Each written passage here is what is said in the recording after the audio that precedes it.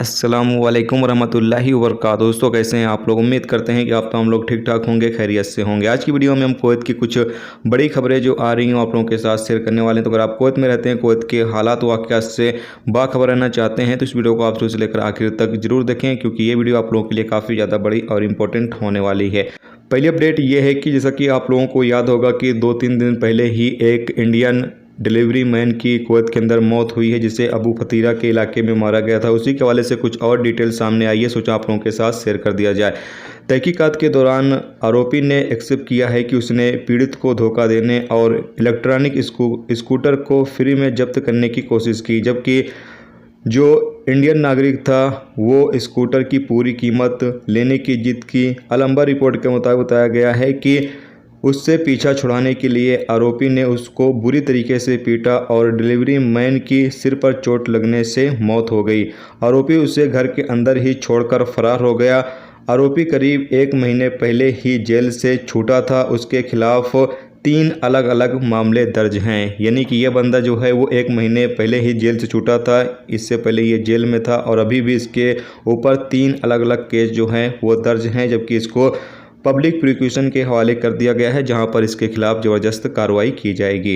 इसके अलावा अगली अपडेट ये है कि कुवैत इंटरनेशनल एयरपोर्ट पर जो कस्टमर यानी जो मुसाफिर आते जाते हैं, जो वहां पर सामान वगैरह ख़रीदते हैं या फिर कोई और सर्विस का इस्तेमाल करते हैं, वो तमाम कस्टमर की जो सर्विसें हैं उसको आसान बनाने के लिए कुछ और इलेक्ट्रॉनिक सर्विस जो है वो शुरू की गई है, जिसमें पैसा वगैरह जो बिल वगैरह अगर आप पे करते हैं तो वो तमाम चीज़ें जो है वो काफ़ी आसान तरीके से जो है वो किया जा सकता है। और भी बहुत सारी सर्विसें जो आपको जो है वो वहाँ पर मिलेंगी भी, यानी कुछ नई सर्विसें भी जोड़ी गई हैं और कुछ जो पहले की सर्विसें थी उसको और बेहतर बनाया गया है।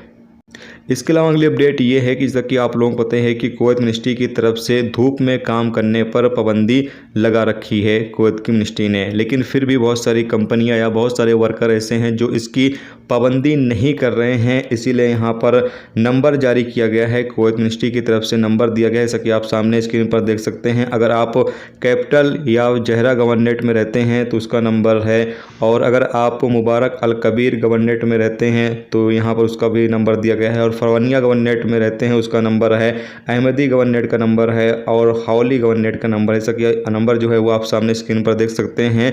अगर आपसे ज़बरदस्ती धूप में काम लिया जाए तो आप इस नंबर पर जो है वो शिकायत कर सकते हैं। कंपनी के ऊपर ज़बरदस्त कार्रवाई भी की जाएगी और साथ में फ़ाइन भी लगाया जाएगा। और अगर आप खुद से अपनी मर्ज़ी से काम कर रहे होंगे और अगर आप पकड़े जाते हैं, आपके ऊपर जुर्माना भी लगाया जाएगा और आपके खिलाफ कानूनी कार्रवाई भी की जाएगी। तो इसीलिए आप तमाम लोग इस चीज़ का ख्याल जरूर रखें कि दोपहर में जो है वो बिल्कुल भी काम ना करें, जो 11 बजे से 4 बजे तक पाबंदी लगाई गई है।